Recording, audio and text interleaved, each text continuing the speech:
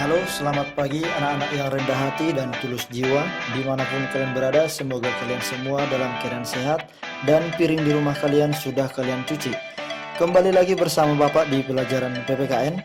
Kali ini kita akan membahas pokok-pokok pikiran dalam pembukaan Undang-Undang Dasar Negara Republik Indonesia tahun 1945. Bapak mengingatkan kepada kalian, tetaplah jaga kesehatan dengan menggunakan masker. Dan apapun yang kalian makan, jangan sampai lupa untuk membuka masker terlebih dahulu dan ingatlah untuk selalu mencuci tangan.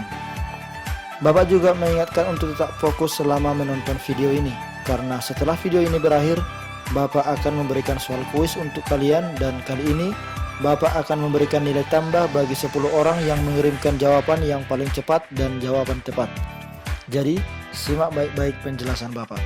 Kita mulai dari halaman 36, silahkan buka bukumu, bagian B. Hakikat pokok pikiran pembukaan Undang-Undang Dasar Negara Republik Indonesia tahun 1945. Mungkin di antara kalian masih banyak yang bingung, apa sih pokok pikiran? Atau apa sih maksud dari pokok pikiran pembukaan ini? Nah, di sini Bapak akan jelaskan bahwa maksud pokok pikiran di sini adalah kalimat-kalimat yang terdapat di dalam pembukaan yang dianggap paling penting, sehingga harus dibuat sebuah peraturan supaya kalimat itu bisa diterapkan dalam kehidupan bernegara. Di pembukaan ada 4 kalimat yang dianggap paling penting yang harus diatur oleh negara, yaitu yang pertama, pokok pikiran yang pertama adalah melindungi segenap bangsa Indonesia dan seluruh tumpah darah Indonesia. Mari kita tandai kata segenap bangsa Indonesia. Kata ini menunjukkan semangat persatuan di mana negara memberikan perlindungan kepada segenap bangsa tanpa membedakan wilayah, suku, ras, dan juga agama. Dari sini dapat kita lihat bahwa negara menghendaki persatuan dan kewajiban untuk mengutamakan kepentingan segenap bangsa atau kepentingan negara di atas kepentingan pribadi. Pokok pikiran pertama ini merupakan penjabaran dari sila yang ketiga Pancasila, yaitu Persatuan Indonesia. Bapak akan sebutkan beberapa pasal yang menjadi cerminan sila ketiga ini yang terdapat di Undang-Undang Dasar 1945, diantaranya yaitu Pasal 1 Ayat 1, Pasal 18 Ayat 1, Pasal 27 Ayat 3, Pasal 30 Ayat 1, Pasal 30 Ayat 3, Pasal 35, Pasal 36A, dan Pasal 36B.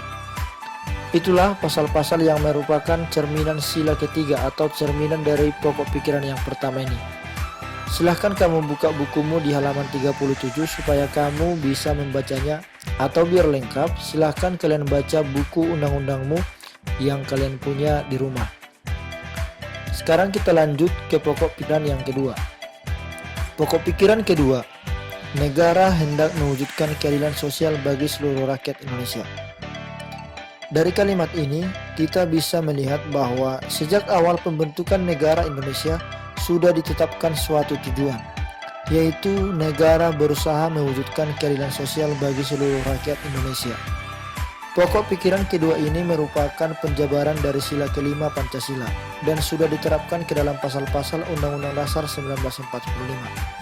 Nah, berikut adalah penjelasan atau pasal-pasal yang merupakan penjabaran dari pokok pikiran kedua ini yang terdapat di Undang-Undang Dasar 1945, yaitu Pasal 1 Ayat 3, Pasal 18 Ayat 2, Pasal 27 Ayat 1, Pasal 27 Ayat 2, Pasal 31 Ayat 1, Pasal 31 Ayat 2, Pasal 32 Ayat 1, Pasal 33 Ayat 3, Pasal 34 Ayat 1, Pasal 34 Ayat 2, dan Pasal 34 Ayat 3.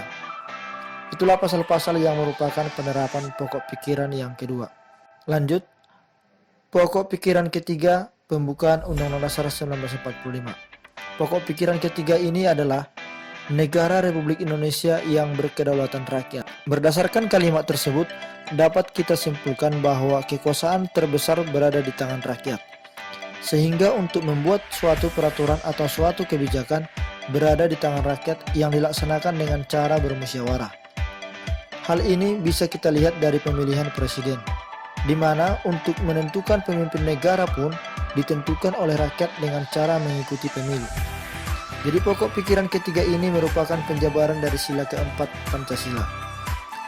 Berikut adalah pasal-pasal yang termasuk penerapan pokok pikiran ketiga yang terdapat di dalam Undang-Undang Dasar 1945, yaitu pasal 1 ayat 2, pasal 2 ayat 1, pasal 6A ayat 1, pasal 18 ayat 3, pasal 19 ayat 1, pasal 22E ayat 1, dan pasal 22E ayat 2. Lanjut, pokok pikiran keempat ini adalah negara berdasar atas ketuhanan yang Maha Esa menurut dasar kemanusiaan yang adil dan beradab. Dari kalimat tersebut dapat kita lihat bahwa pokok pikiran pembukaan ini mewajibkan pemerintah untuk menyelenggarakan pemerintahan yang mengatur hak ajasi kemanusiaan serta memberikan hak kepada rakyat Indonesia untuk menganut kepercayaan atau keyakinan secara bebas tanpa adanya paksaan dari seseorang maupun golongan, atau sering disebut dengan kebebasan beragama. Pokok pikiran keempat ini merupakan penerapan sila pertama dan kedua Pancasila. Adapun pasal-pasal Undang-Undang Dasar 1945 yang mengatur tentang pokok pikiran keempat pembukaan ini adalah pasal 28A sampai dengan pasal 28G. Ini mengatur tentang hak ajasi kemanusiaan. Lalu pasal 29 ayat 1 dan pasal 29 ayat yang kedua. Jadi dengan adanya aturan ini, kita bisa bebas memilih suatu agama atau suatu agama yang kita yakini, tanpa adanya paksaan dari orang lain. Itulah penjelasan singkat dari pokok pikiran yang keempat. Dari penjelasan pokok pikiran pembukaan Undang-Undang Dasar 1945, dapat kita lihat bahwa keempat pokok pikiran tersebut merupakan penjabaran dari Pancasila sebagai dasar negara Indonesia.